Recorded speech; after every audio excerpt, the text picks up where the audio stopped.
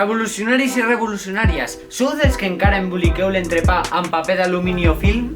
Per fer el nostre embolcall necessitarem un tros de roba que ens agradi, una bossa de cereals, uns didals, unes agulles de cap, una agulla de cosir, fil que sigui fil torsal millor, que és més resistent, un tros de goma elàstica, i unes tisores.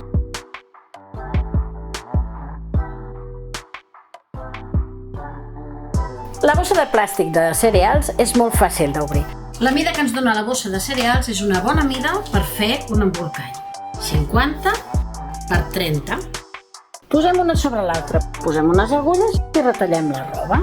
Després pleguem l'embolcall en 4 parts i tallem les puntes i ja podem començar a cosir.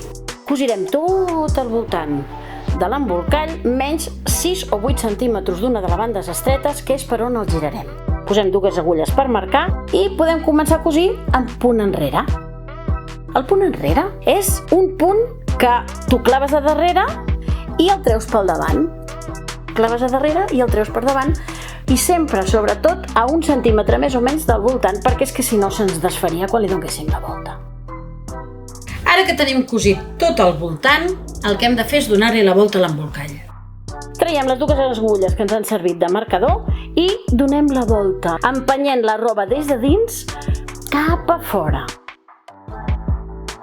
Per tancar-lo, posem primer la goma d'uns 20 centímetres doble i cosim. Emboliquem el nostre entrepà i amb la goma tanquem.